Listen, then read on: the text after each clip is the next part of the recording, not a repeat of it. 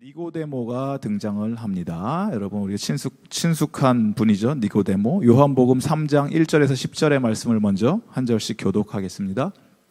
그런데 바리새인 중에 니고데모라 하는 사람이 있으니 유대인의 지도자라.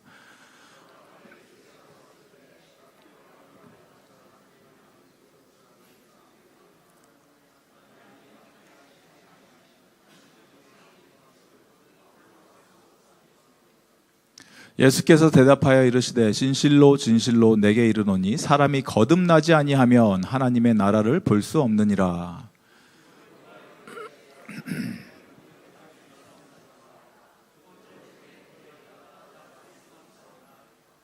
예수께서 대답하시되 진실로 진실로 내게 이르노니 사람이 물과 성령으로 나지 아니하면 하나님의 나라에 들어갈 수 없느니라.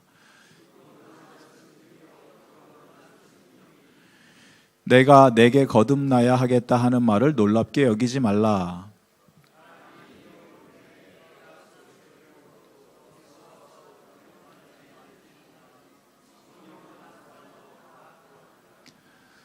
니고데모가 대답하여 이르되 어찌 그러한 일이 있을 수 있나이까? 예수께서 그에게 대답하여 이르시되 너는 이스라엘의 선생으로서 이러한 것들을 알지 못하느냐. 아멘.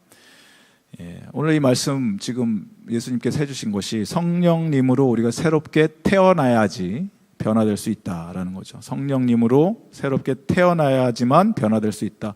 니고데모가 왜 예수님을 찾아왔을까? 이 본문 말씀을 살펴보면서 니고데모가 예수님을 찾아온 그 시점이, 시각이 참 중요하죠. 특별히 요한이 이 글을 기록하면서 니고데모가 온 시간을 기록을 하는데 그가 언제 왔다?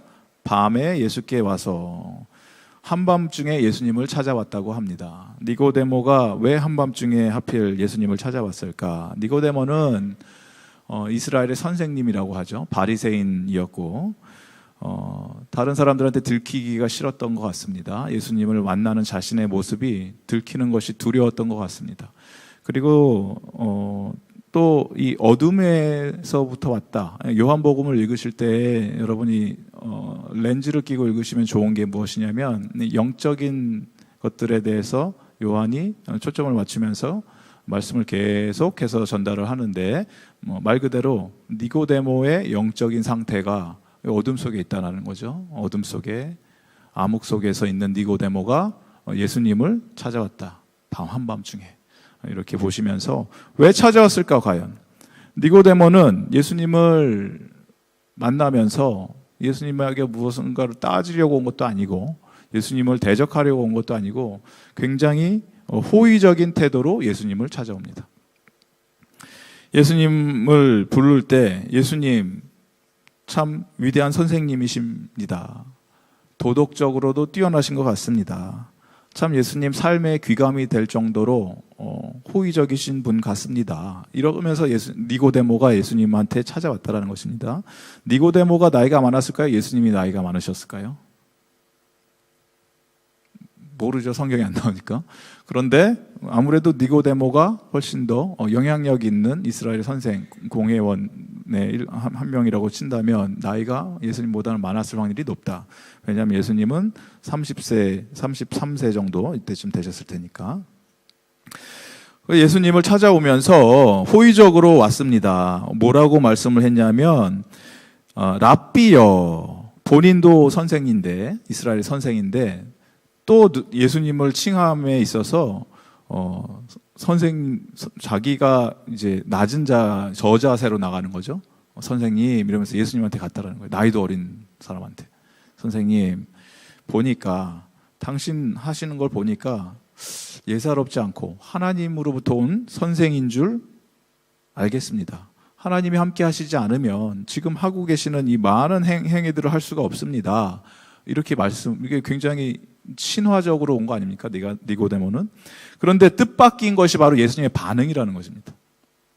예수님은 이 니고데모의 찬사를 그냥 받아들이지 않으셨습니다. 니고데모를 칭찬하거나 똑같이 존중해 주시지 않으셨어요. 대신 뭐라고 하셨나? 예수님께서는 대답하여 이르시되 진실로 진실로 두 번을 말씀하십니다. 진실로를 아멘 아멘 이렇게 말씀하신 거죠. 원어로는 이 이야기는 정말 강조를 하시는 거죠. 정말 중요한 걸 내가 지금 이야기해 주겠다. 사람이 거듭나지 아니하면 하나님 나라를 볼 수가 없다. 그 좋은 의도를 가지고 선한 뜻을 가지고 예수님을 찾아와서 예수님과 좀 좋은 대화를 나누고자 했던 니고데모에게 예수님은 뜬금없이 정말 중요한 얘기를 내가 지금 해줄 텐데 거듭나지 않으면 니고데모 당신이 꿈꾸는 그 하나님의 나라는 당신 보지 못합니다 라고 완전 딱 잘라서 예수님 말씀하십니다. 여기서 거듭나지 아니하면이라는 이 표현이 원어로 보면은요 두 가지 의미가 있습니다. 하나는 말 그대로 again, born again이라는 뜻이 있고 또 똑같은 그 단어의 의미가 뭐가 있냐면 위로부터라는 뜻이 위로부터 위에서부터 한 단어인데 두 가지 뜻이 있다라는 거죠. 그러니까 거듭나지 아니하면 다시 태어나지 아니하면이라는 뜻도 있고 위로부터 태어나지 아니하면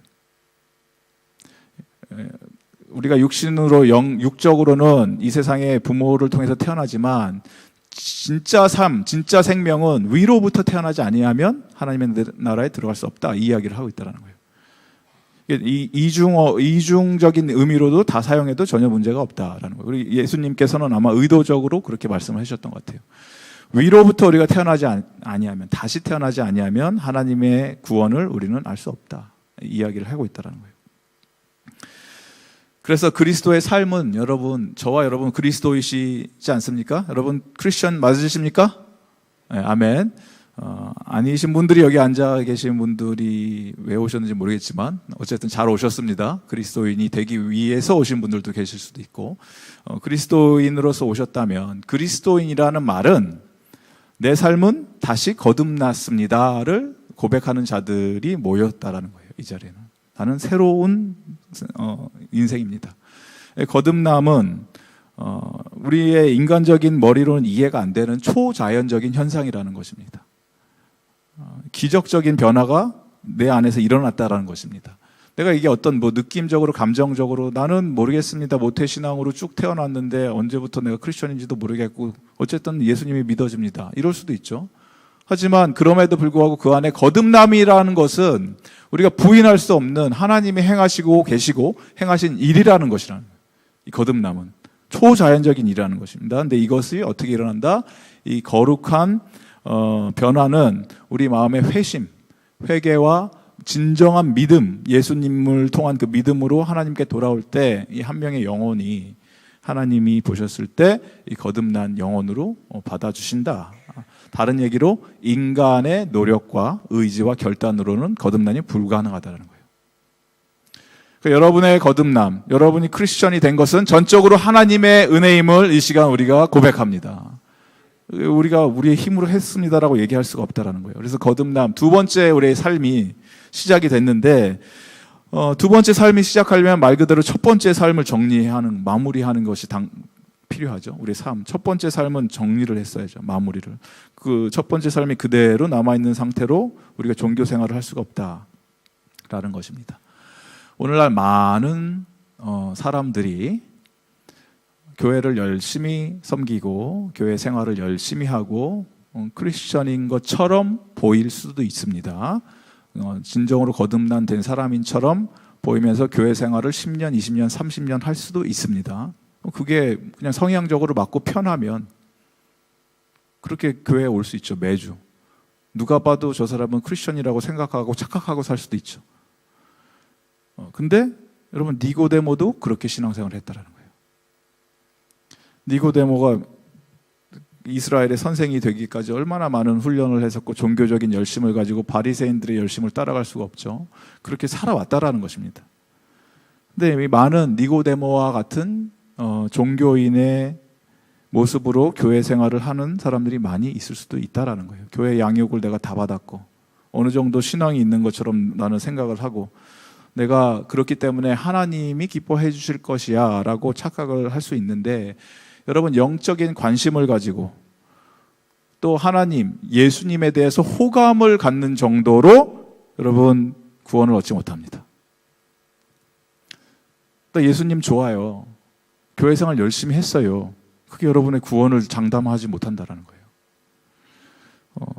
이 니고데모는 지금 그렇잖아요. 예수님을 좋아하는 마음으로 온 거고, 궁금한 마음으로 온 거고, 하나님 나라를 꿈꾸는 마음으로 왔는데도 예수님은 냉철하게, 냉정하게 말씀하신다는 거예요. 진실로 진실로 내가 말하는데 거듭나지 않으면 하나님 나라 못 간다. 거듭나야 된다. 예수님의 이 생명이 달린 문제이기 때문에 예수님이 돌려서 얘기하지 않는다는 얘기예요. 다시 태어나야 된다. 그래서 거듭남의 불과 사이가 무엇인가, 예수님께서 거듭남을 비유하실 때 어떤 식으로 비유를 하셨느냐 하면, 거듭남은 마치 바람의 움직임과 같다라는 것이죠. 성령님께서 역사하시는 것이, 성령을 통해서 우리가 거듭나야 되는데, 마치 바람이 부는 게 눈에 보이지는 않지만 그 결과물들은 우리가 보니까 바람에 나뭇잎이 흔들리고 구름이 움직이고 내 머리가 찰랑거리고 얼굴이 시원해지고 바람은 있구나, 존재하구나를 우리가 알지 않습니까? 마찬가지로 성령 하나님께서 우리 인생 가운데 오셔서 역사하시고 뒤집어 엎어 놓으실 때 그게 눈에는 보이지 않지만 분명한 결과가 나타나서 내가 변화가 됐구나, 그 결과를 우리가 알 수 있다는 것입니다. 그 결과가, 분명한 결과가 여러분 삶 속에서 반드시 일어나기를 바랍니다. 그래서 이 하나님의 놀라운 이 기적적인 초자연적인 일이에요. 거듭남은 그게 뭐 그냥 우연하게 일어나는 일들이 아니고 하나님이 행하시는 일들인데, 여러분 예수님을 우리가 좋아합니다, 사랑합니다, 존경합니다, 이 수준으로 예수님을 믿는 것이 아니고 예수 그리스도가 어떠한 분인지, 예수 그리스도가 진정으로 나를 위해서 이 세상에서 하신 일, 이 땅 가운데서 행하신 일이 무엇인지 성경이 말하는 대로, 예수님께서 말씀하신 대로 믿는 그러한 믿음이 저와 여러분 가운데 이 저녁에 선명하게 새겨지는 그 은혜가 임하기를 바랍니다. 그게 바로 계속해서 우리가 볼 예수님의, 하나님 아버지가 예수님을 통해서 우리에게 전달해 주시는 아버지의 뜻인데, 하나님의 아들을 어떻게 해야지 거듭날 수 있냐? 믿어야 거듭날 수 있다는 거예요. 참 쉽죠. 하나님의 아들을 어떻게? 믿어야 거듭난다는 거예요. 믿어야. 요한복음 3장 11절에서 15절 말씀을 또 함께 한 절씩 교독합니다. 11절 말씀 함께 보겠습니다.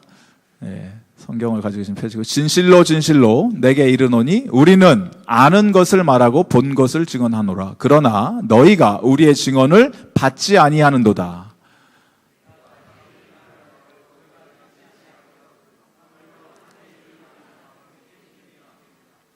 하늘에서 내려온 자 곧 인자 외에는 하늘에 올라간 자가 없느니라. 모세가 함께 읽습니다. 이는 그를 믿는 자마다 영생을 얻게 하려 하심이니라. 아멘. 진실로 진실로, 이 표현이 나올 때는 우리가 새겨들어야 된다는 거예요. 꼭 예수님께서 정말 중요한 말씀을 하신다. 그런데 그 말씀이 뭔가 보니까, 이는 그를 믿는 자마다 영생을 얻게 하려 하심이라, 이 말씀을 하시는데, 이 말씀, 그 전에 나왔던 놋뱀이 들려 올려져서 그 뱀을 보면은 구원을 받는다, 이게 어디 나오는 말씀이냐면 민수기 21장에 있는 그 뱀 사건, 불뱀 사건이죠. 출애굽하던 이스라엘 백성들이 계속해서 끊임없이 컴플레인하고 불평하고 하나님께 원망과 컴플레인의 연속 속에서 하나님께서 이제 그 불평하는 이스라엘 백성들에게 불뱀을 보내서 벌을 하시는데, 뱀들이 계속 사람들을 물어내고 죽고 하는 이 가운데 백성들이 이제 회개하기 시작하는데, 하나님께서 그 회개하면서 구원의 방법으로 모세에게 놋뱀을 만들어서 장대 위에 매달려서 보여주고 사람들이 그것을 바라봤을 때 치유의 역사가 일어났다는 거죠. 근데 여러분, 이게 궁금하지 않습니까? 안 궁금하세요? 이게 왜 하필 뱀이 그렇게 우리는 썩 좋은 이미지도 아니고 왜 하필 뱀을 바라보고 치유를 받고 구원을 받냐? 이게 무슨 일인가? 근데 말 그대로 여러분, 뱀이 악을 상징하는 것이고 뱀은 저주의 상징이고 뱀은 나쁜 겁니다. 그런데 이 뱀이 땅바닥에서 기어다니면서 사람을 물 때는 위험한 그런 존재이지만 이 뱀을 들어서 장대에 묶어갖고 높이 올려버리면 더 이상 사람을 해칠 수가 없다는 거예요. 그런데 이스라엘 백성들은 자기가 구원을 받을 수 있는 방법, 출애굽하는 당시에 뱀에게 물려서 살 수 있는 유일한 방법은 이 놋뱀이 장대 위에 매달려 있는 것을 어떻게 하면 구원을 받습니까? 쳐다만 보면. 참 쉽죠. 근데 안 볼 수도 있다는 거예요. 나는 저거 봐서 뭐해? 본다고 치유가 되겠어? 의사한테 가서 약을 바르고 주사를 맞고 의사가 안 되면 무당 국거리라도 뭔가 뭐 열심을 내고 종교적인 막 뭔가를 해야지 뭐가 치유되는 거 아니야? 근데 하나님은 그렇게 하시지 않으시고 뭘 해라? 쳐다보라. 그냥 쳐다봐라. 뱀은 말 그대로 저주의 상징입니다. 악의 상징입니다. 하지만 이 뱀이 높이 들림을 당해서 더 이상 사람들을 공격하지 못하는, 그리고 이제 더 이상 사람들에게 영향을 주지 못하는 그 상황이 됐을 때 그 모습을 보면서 하나님이 나를 살려줄 수 있겠구나를 깨달으면 치유를 받았다라는 거죠. 그리고 마찬가지로 예수님께서 얼마나 죄가 추악하고 더럽고 악의 상징인지, 악의 뿌리인지 그 뱀의 위치에 악의 그 현존하는 그 실체 속에 예수님께서 십자가에 못 박히셔서 높이 들리신 순간은 아름다운 모습도 아니고 고귀한 모습도 아니고 더럽고 추악하고 악한 죄덩어리가 달려 있는 거야, 그냥. 그 뱀처럼. 그게 예수님의 십자가라는 거예요. 그리고 그걸 바라보면서 우리는, 저와 여러분은 그 예수 그리스도의 십자가를 바라보면서 저게 내 자리인데, 내가 저렇게 매달려 썼어야 되는데, 나의 죄 때문에. 그런데 내 대신 저분이 매달려 있네. 이걸 믿으라는 거예요. 딴 걸 믿는 게 아니고, 여러분. 이게 믿어지십니까, 여러분? 이게 우리가 구원받을 수 있는 유일한 길이라는 거예요. 다른 거 없습니다, 여러분. 십자가에 매달려 계신 예수님을 바라보는 이 저녁이 되기를 바랍니다. 그 어떠한 일도 우리가 행함으로 말미암아 노력을 한다고 믿음조차도 심지어는 내 믿음이 아니라는 거예요. 이 믿음이라는 것이. 내가 믿어서 구원받는 그 믿음도 아니에요, 사실은. 예수님께서 십자가에 죽기까지 매달리신 그 예수 그리스도의 놀라운 그 믿음이 우리에게 전가가 돼서 하나님이 우리를 의롭다라고 그냥 여겨주시는 거지. 진짜 의로운 존재도 아니고, 사실은. 그렇게 의롭다라고 여겨주셔서 그걸 우리가 그냥 믿는 거예요. 그렇게 여겨주시니 감사합니다, 하나님. 그런 존재도 안 되는데 나는. 근데 그렇게 될 수 있는 유일한 이유는 내 대신에 그 십자가에 못 박히시고 매달려 계신 예수님을 내가 바라보고 내가 그 앞에 무릎을 꿇고 예수님이 나를 위해서 행하신 일을 내가 믿습니다. 이 믿음으로 말미암아 구원받은 은혜를 오늘 이 저녁에 마음껏 누리시는 저와 여러분 되기를 바랍니다. 하나님은 어찌 그리하셨습니까? 이게 우리의 질문임과 동시에 감사의 고백이라는 것이죠. 예수님께서는 이런 많은 예수님의 사역을 통하셔서 예수님이 어떠한 분이신지 선명하게 예수님의 제자들 뿐만이 아니라 예수님을 대적하던 자들에게조차도, 니고데모도 마찬가지입니다. 니고데모도 예수님이 뭔가 다르다라는 걸 깨달았던 것은 다른 게 아니고 예수님이 행하셨던 그런 놀라운 일들, 사인들, 표적들을 바라보고 이분은 뭔가 좀 다르다라고 생각을 했다라는 거예요. 근데 이거는 니고데모뿐만 아니라 모든 사람들이 그걸 바라봤음에도 불구하고 어떤 사람들은 그걸 믿고 인정하고 예수님을 그리스도로, 크라이스트로 인정을 했고, 나머지 사람들은 저게 어떻게 우리가 기다리던 메시아냐라고 예수님을 대적했다라는 거예요. 똑같은 사인을 보고 똑같은 그 증거를 바라보면서. 그래서 예수님의 이 정체성은 선명하게 예수님이 어떠한 분이신가를 명확하게 드러내는 것들이 예수님이 행하셨던 그 사인들이라는 거예요. 사인들, 기적들. 그래서 요한복음에서는 계속해서 사인에 대해서, 예수님이 행하셨던 기적에 대해서, 물이 포도주로 변하고 여러 가지 기적들이 계속 나오잖아요. 이런 기적들을 통해서 예수님이 자기가 누군지 증거를 끊임없이 보여주셨다는 거예요. 근데 이 기적 중에 기적, 가장 놀라운 그 기적은 하나님께서 이 세상을 어떻게 하셨냐? 사랑하셔서 예수님을 선물로 주셨다라는 것인데, 하나님이 이 세상을 사랑하셔서 예수님을 선물로 주셨다. 우리가 너무나 익숙한 성경 구절이잖아요. 요한복음 3장 16절에서 21절. 근데 조금 이상해요, 여러분. 좀 모순이 있어요. 그걸 살펴보겠습니다. 요한복음 3장 16절, 이게 마태복음으로 썼네요. 요한복음 3장 16절에서 21절, 우리가 한 절씩 교독하겠습니다. 하나님이 세상을, 이거는 교독하면 안 되겠다, 그렇죠? 다 같이 읽겠습니다. 시작. 하나님이 세상을 이처럼 사랑하사 독생자를 주셨으니 이는 그를 믿는 자마다 멸망하지 않고 영생을 얻게 하려 하심이라. 하나님이 그 아들을 세상에 보내신 것은 세상을 심판하려 하심이 아니요 그로 말미암아 세상이 구원을 받게 하려 하심이라. 그를 믿는 자는 심판을 받지 아니하는 것이요 믿지 아니하는 자는 하나님의 독생자를 이름을 믿지 아니함으로 벌써 심판을 받은 것이니라. 그 정죄는 이것이니 곧 빛이 세상에 왔으되 사람들이 자기 행위가 악함으로 빛보다 어둠을 더 사랑한 것이니라. 악을 행하는 자마다 빛을 미워하여 빛으로 오지 아니하나니 이는 그 행위가 드러날까 하며, 진리를 따르는 자는 빛으로 오나니 이는 그 행위가 하나님 안에서 행한 것임을 나타내려 함이라 하시니라. 아멘. 하나님이 세상을 이처럼 사랑하사 독생자를 주셨다라고 하는 요한복음 3장 16절은 아마 온 기독교인들이라면 한 번은 당연히 들어봤고 외우고 있고 사랑하는 아마 성경의 구절일 것입니다.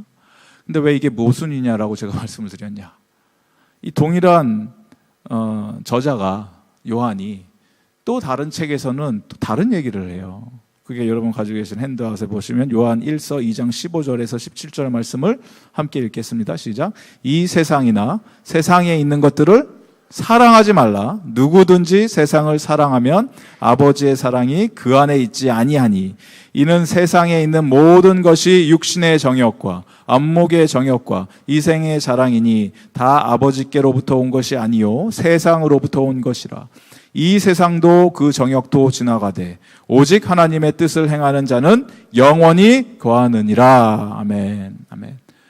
동일한 저자가, 요한이 이 세상이나 세상에 있는 것들을 사랑하지 말라라고 얘기하면서 반대로 요한복음 3장 16절에서는 하나님이 세상을 이처럼 사랑하셨다라고 얘기를 해요.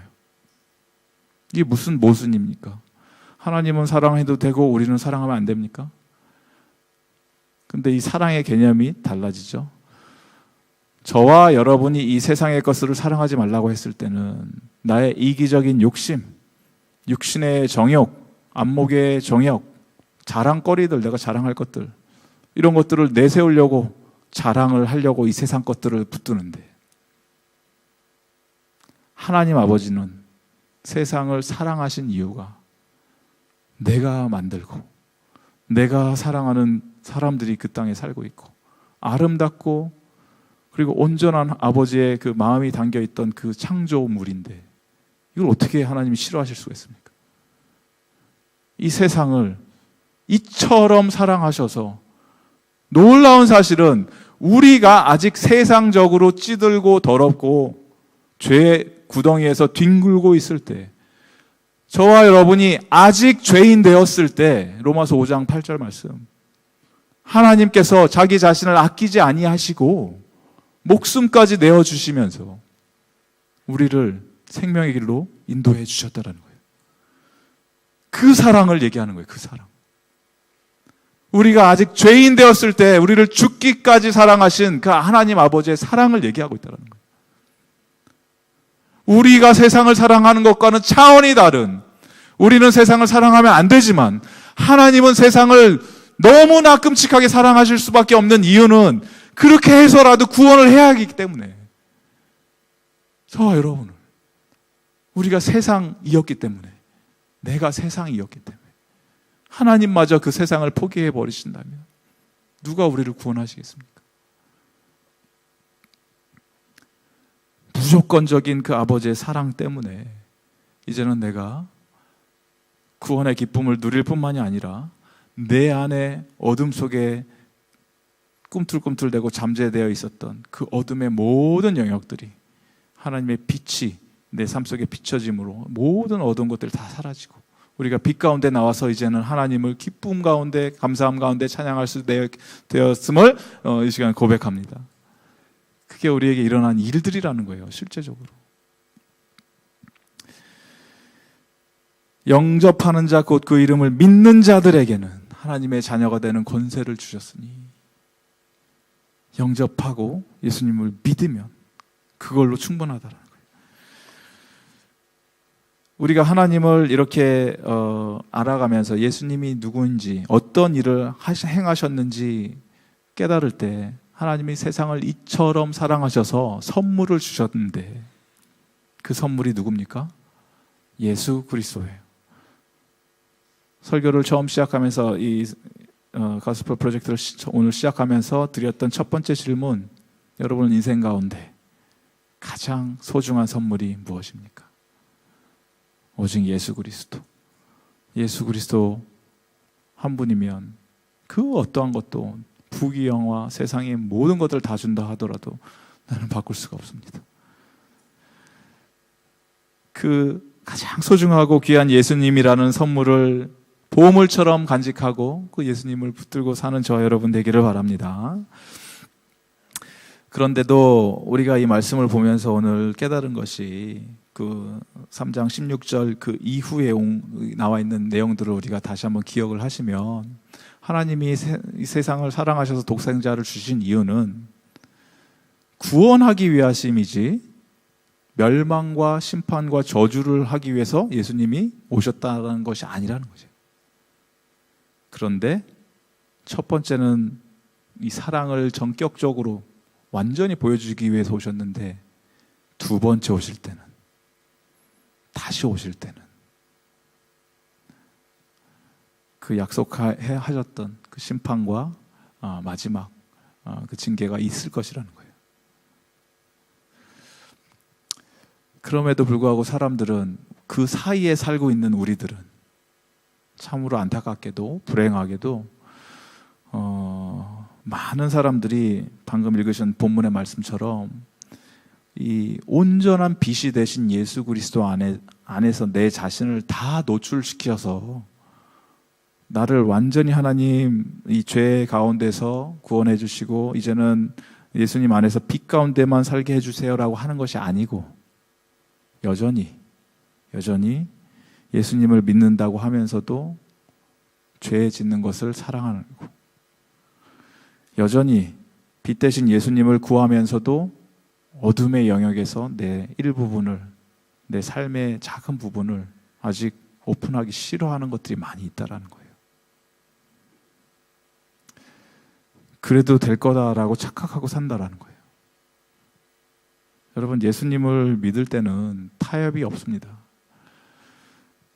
진리를 따르게 되면은 그 진리를 따르는 자는 반드시 빛으로 나올 수밖에 없고, 그렇게 됐을 때 그 하는 행위가 내가 하는 것이 아니고 하나님께서 나를 이끌고 가시는 거예요. 빛 가운데로 끌고 가시는 거예요. 그냥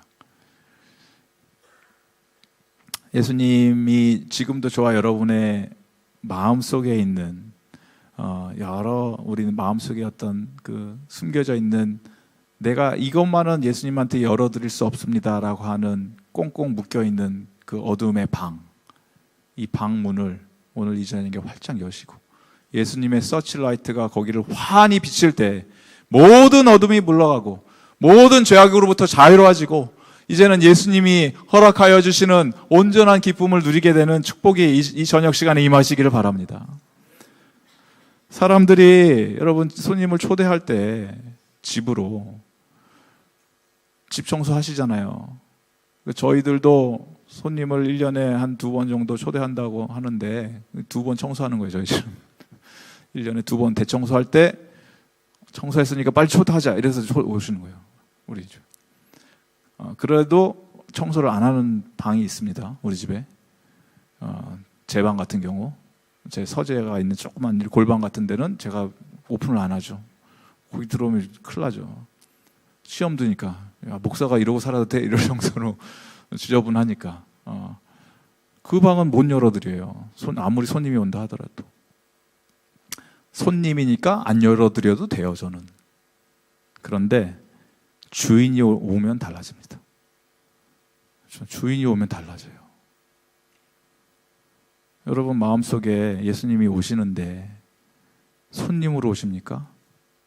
대부분의 거실도 오셔도 되고 안방 구경하셔도 됩니다. 근데 저 방은 안 됩니다.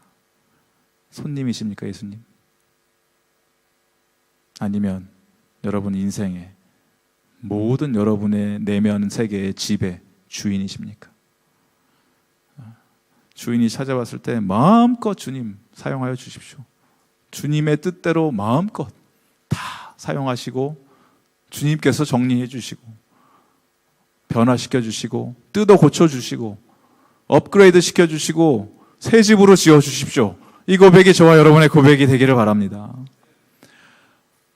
어둠 속에서 왔던 니고데모는 나중에 요한복음에 보면 한 번 더 등장을 하게 됩니다. 언제 등장하냐? 예수님께서 십자가에 못 박혀서 돌아가시고 난 후에 매달려 계실 때 그때 니고데모가 나옵니다. 우리는 이 오늘 말씀의 내용을 통해서는 니고데모가 회개를 했는지 예수님 앞에 거듭남의 뜻을 의미를 깨닫고 변화가 됐는지 알 수가 없죠. 그런데 나중에 한 번 더 등장하는데 밤에 몰래 예수님을 찾아왔던 사람들의 눈치를 보면서 영적인 어둠 속에 있었던 니고데모가 예수님이 돌아가시고 난 그 현장 가운데 모든 제자들 다 도망갔을 때 한낮에 담대하게 앞으로 나와서 예수님을 장사 지내는데 보면은 왕에게 그 왕의 장례식을 치르는 정도의 어마어마한 양의 모략과 이런 것들을 가지고 와서 예수님을 장사를 지내줍니다. 변화된 니고데모의 모습을 보게 됩니다. 여러분 우리 인생 가운데 예수님이 오셔서 그냥 좋은 선생님으로 나의 삶을 어느 정도 윤택하게 해주시는 분, 예수님은 그 수준의 임금이 되는 것을 바라고 계시지 않습니다. 예수님이 나의 진정한 주인이 되셨다면, 나의 오직 유일한 왕이 되셨다면 나의 모든 영역들 하나님 앞에 다 오픈해드리고 열어드리고 하나님께서 마음껏 사용하여 주실 때 하나님이 우리에게 허락해 주신 가장 최고의 선물을 우리 인생 가운데 가장 유익하고 가장 즐겁고 가장 행복하게 누리게 될 줄을 믿습니다. 선물을 누군가한테 받았을 때 그리고 여러분이 선물을 줬을 때 가장 안타까운 것은 이 선물을 받고도 그 기쁨을 누리지 못할 때예요. 이거 내가 원했던 선물도 아니고 그렇게 중요하게 보이지도 않는 그 선물들, 그냥 방구석에 한 곳에 던져놓는 그런 선물들. 근데 예수님이 그 수준으로 우리에게 오신 것이 아니고 그 어떠한 것보다도 귀하고 소중한 여러분의 보물 넘버 원이 되시기를 바랍니다. 그 예수님을 오늘도 우리가 이 시간에 바라보면서 오직 예수님 당신밖에 없습니다. 이러한 고백이 우리 삶 속에 있기를 바랍니다. 여러분 기독교 신상이 아닙니다. 기독교 신앙은